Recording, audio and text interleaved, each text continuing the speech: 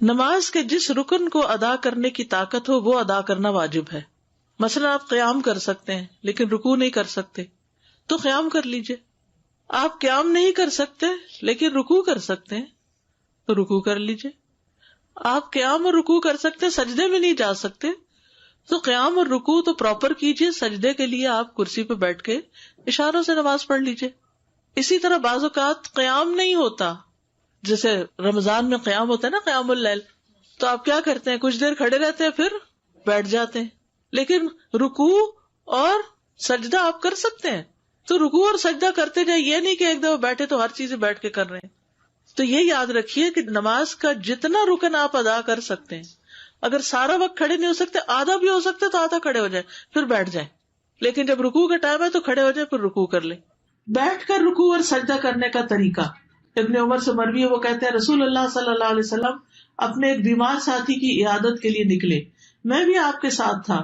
جب اس کے پاس پہنچے تو کیا دیکھتے کہ وہ ایک لکڑی پر نماز پڑھ رہا ہے اور سجدہ کرتے وقت اپنی پیشانی اس پر ٹیکتا ہے. آپ صلی اللہ علیہ وسلم نے اس کی طرف اشارہ کیا تو اس نے لکڑی کو پھینک دیا اور اس نے تکیہ پکڑ لیا. تو رسول اللہ صلی اللہ علیہ وسلم نے فرمایا اس کو بھی ہٹا دو, یعنی تکیے کو. اگر تم استطاعت رکھتے ہو تو زمین پہ سجدہ کرو, نہیں رکھتے تو اشارے سے پڑھو اور اپنے سجدوں کو اپنے رکوع سے زیادہ جھکاؤ. یعنی تکیے, تختے, کسی چیز پہ پڑھنے کی ضرورت نہیں, ٹیبل پہ کسی بھی چیز پہ سر رکھنے کی ضرورت نہیں. اور یہ حدیث یاد رکھیے. عبدالعزیز بن باز کہتے ہیں کہ زمین یا کرسی پر بیٹھ کر نماز ادا کرنے کے لیے واجب ہے کہ وہ سجدہ کرتے وقت اپنے رکوع سے زیادہ جھکے, بس یہ یاد رکھیے. لیکن سجدے کی حالت میں اس کے لیے واجب ہے کہ اگر استطاعت ہو تو زمین پر ہاتھ رکھے اور رکوع میں دونوں گھٹنوں پر, یعنی جیسے نیچے بیٹھ کے کوئی پڑھ رہا ہے تو رکوع کے وقت کیا کرے, گھٹنوں پر ہاتھ رکھ لے, اور سجدے کے وقت کیا کرے, زمین پر ہاتھ رکھ لے. لیکن کوئی لکڑی اور بینچ اور یہ کچھ بھی رکھنے کی ضرورت نہیں. اگر زمین تک نہیں جاتا تو جہاں تک ہاتھ انگلیاں لگتی ہیں تو اتنی لگا لے تاکہ رکوع اور سجدے میں اشارے میں فرق ہو. لیکن اگر استطاعت نہ ہو تو اپنے ہاتھ گھٹنوں پر ہی رکھے, جیسا کہ نبی صلی اللہ علیہ وسلم سے ثابت ہے کہ مجھے 7 ہڈیوں پر سجدہ کرنے کا حکم دیا گیا ہے. پیشانی, اور آپ نے ناک کی طرف اشارہ کیا, دونوں ہاتھ, دونوں گھٹنے اور پاؤں کی انگلیاں. اور جو شخص ایسا کرنے سے عاجز ہو اور کرسی پر بیٹھ کر نماز ادا کرے تو اس میں کوئی حرج نہیں, یعنی زمین پہ نہیں بیٹھ سکتا تو کیا کرے, کرسی میں بیٹھ جائے. فاتقوا اللہ ما استطعتم, نبی صلی اللہ علیہ وسلم نے فرمایا اذا امرتکم بامر فاتوا منہ ما استطعتم, جب میں تمہیں کسی چیز کا حکم دوں تو تم اپنی استطاعت کے مطابق اس پر عمل کرو. رکوع اور سجود میں کمر جھکانے کا طریقہ. اگر کوئی شخص کمر جھکا نہیں سکتا, بعض لوگوں کی بیک کی سرجری ہوتی ہے, جھکا ہی نہیں سکتے, تو وہ سر جھکا لے, گردن ہی جھکا لے. اور اگر اس کی کمان کی طرح پہلے سے ہی دوہری ہو تو ایسا لگتا ہے کہ رکوع کی حالت میں ہے, تو جب وہ رکوع کا ارادہ کرے تو تھوڑا اور جھکے. بعض لوگوں کا کب نکل جاتا ہے نا, کبڑا جیسے ہوتا ہے, اس کی کمر پہلے ہی ایسے ہے, تو وہ کیا کرے, تھوڑا سا اور سر جھکا لے. پھر سجدے کی حالت میں جتنا اس کے لیے ممکن ہو اپنے چہرے کو زمین کی طرف اور زیادہ قریب کرے, جتنا ممکن ہو نیچے تک جائے سجدے میں. یاد رکھیے کرسی پر بھی بیٹھے ہوئے جتنا آپ جھک سکیں جھکتے جائیں. اب صف میں کرسی رکھنے کا طریقہ. کرسی کو صف میں رکھنے کے متعلق علماء نے بیان کیا کہ جو شخص بیٹھ کر نماز ادا کرتا ہے اس کے لیے اس کی پشت معتبر ہوگی, چنانچہ نہ تو وہ صف سے آگے ہو نہ پیچھے ہو. مقعد وہ حصہ ہے جس پر جسم کا انحصار ہے, یعنی کرسی اس طرح رکھے کہ لائن میں اس کے کندھے دوسروں کے ساتھ لگ رہے ہوں, پاؤں نہیں. کیا رکھے, کندھے, سر, یہ برابر ہونا چاہیے.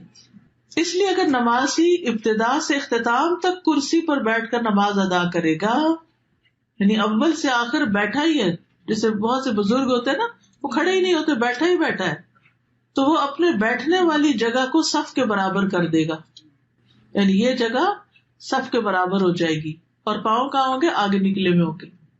اور اگر وہ کھڑا ہو کر نماز ادا کرے گا اور صرف رکوع سجدے کے وقت کرسی پر بیٹھے گا تو اس میں کھڑا ہوتے وقت صف میں برابر کھڑا ہوگا, کرسی پیچھے جائے گی, پھر کرسیاں الگ رکھی جائیں گی تاکہ وہ دوسروں کے لیے تکلیف کا باعث نہ بنے.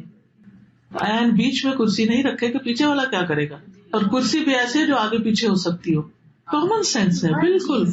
اپنی پوری کوشش کے ساتھ جتنا کر سکتے ہو کر لو. نماز کے واجبات کو ادا کرنے کا قاعدہ یہ ہے کہ نمازی جس فعل کو سر انجام دینے کی طاقت رکھے اسے ادا کرنا اس پر واجب ہے، اور جس رکن کو ادا کرنے سے وہ عاجز ہو وہ ساقط ہے۔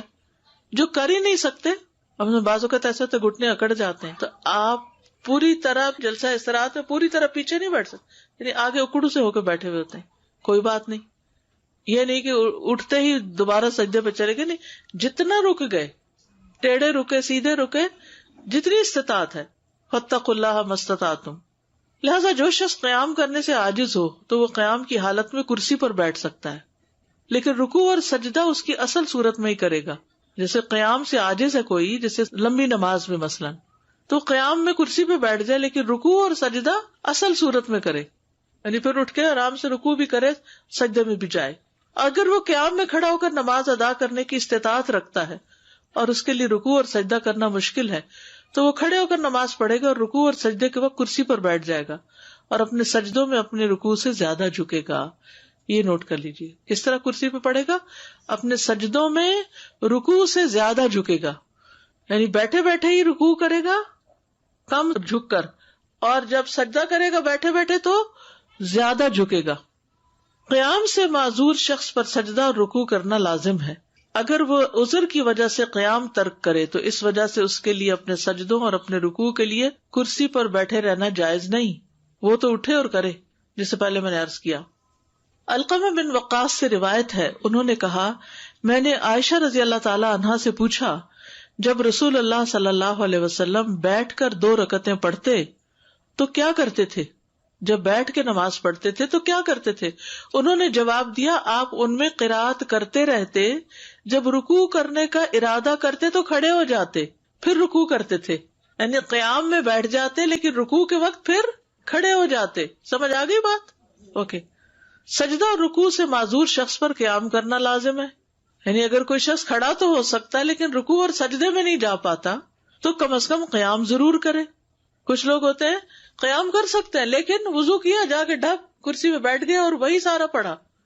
نہیں، اگر آپ کھڑے ہو کے کھانا پکا سکتے کچن میں تو نماز میں آ کے کیوں بیٹھ گئے؟ پھر وہ کبھی کہتے ہیں کہ ہمارے لیے بیٹھنا اٹھنا مشکل ہے، مشکل تو ہے لیکن اجر بھی ہے۔ صبح فجر کے وقت بیڈ سے بھی تو اٹھتے ہیں نا ہم۔ پھر اسی طرح یہ ہے کہ کرسی کو پکڑ کے اٹھ جائے اگر ویسے نہیں اٹھ سکتے، ویسے بھی تو نماز کے لیے ٹیک لگا کے اٹھتے ہیں نا ہاتھوں کی، ٹھیک ہے نا؟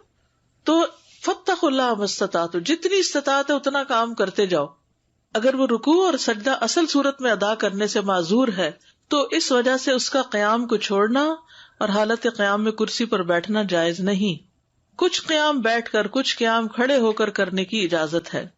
حضرت عائشہ کہتی ہے کہ رسول اللہ صلی اللہ علیہ وسلم بیٹھ کر بھی نماز پڑھتے تھے، آپ بیٹھے ہوئے قرات فرماتے، جب آپ کی قرات سے اتنا حصہ بچ جاتا جتنی 30 یا 40 آیتیں ہوتی ہیں تو آپ کھڑے ہو جاتے اور کھڑے ہو کر ان کی قرات فرماتے، پھر رکوع کرتے، پھر سجدہ کرتے، پھر دوسری رکعت میں بھی ایسا ہی کرتے۔ سہارا لے کے نماز پڑھنے کی اجازت، کرسی کا سہارا یا پھر کوئی ستون کا سہارا، دیوار کا سہارا۔ رسول اللہ صلی اللہ علیہ وسلم جب بڑی عمر کے ہو گئے اور جسم کچھ بھاری ہو گیا تو اپنی جائے نماز کے پاس آپ نے ایک ستون بنا لیا، آپ اس کا سہارا لے کر نماز پڑھتے تھے۔ جو قیام نہ کر سکے وہ بیٹھ کر نماز پڑھ لے، جو قیام نہ کر سکے وہ بیٹھ کے نماز پڑھ لے۔ حضرت عائشہ سے روایت ہے کہ کچھ لوگ نبی صلی اللہ علیہ وسلم کی آپ کے ایک مرض کے دوران عیادت کرنے آئے، آپ نے انہیں بیٹھ کر نماز پڑھائی۔ شوکانی کہتے ہیں کہ اگر کوئی شخص کسی عذر کی بنا پر قیام کی استطاعت نہ رکھے تو بیٹھ کر نماز ادا کر لے، اور جو شخص عذر کی بنا پر بیٹھنے سے بھی قاصر ہو وہ پہلو کے بل لیٹ کر نماز ادا کر لے۔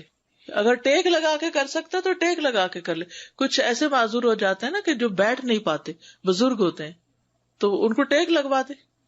عمران بن حسین رضی اللہ عنہ کہتے ہیں کہ مجھے بواسیر کا مرض تھا، پائلز تھے، تو میں نے نبی صلی اللہ علیہ وسلم سے نماز کے بارے میں دریافت کیا۔ آپ نے فرمایا، کھڑے ہو کر نماز پڑھو، اگر تمہیں اس کی بھی طاقت نہ ہو تو بیٹھ کر ادا کرو، اور اگر اس کی بھی طاقت نہ ہو تو پہلو کے بل لیٹ کر پڑھ لو، یعنی کرسی پہ نہیں بیٹھ سکتے، چارپائی پہ نہیں بیٹھ سکتے تو لیٹ جاؤ، سائڈ پہ پڑھ لو۔ جیسے بھی حالات ہوں کسی بھی حال میں نماز چھوڑنا جائز نہیں، بلکہ مکلف پر واجب ہے کہ اپنے تمام حالات میں، اپنی تندرستی میں بھی، اپنی بیماری میں بھی نماز کی شدید خواہش رکھے۔ کیونکہ نماز اسلام کا ستون ہے اور شہادتین کے بعد تمام ارکان میں سب سے بڑا رکن ہے. کسی مسلمان آدمی کے لیے فرض نماز کو چھوڑنا جائز نہیں.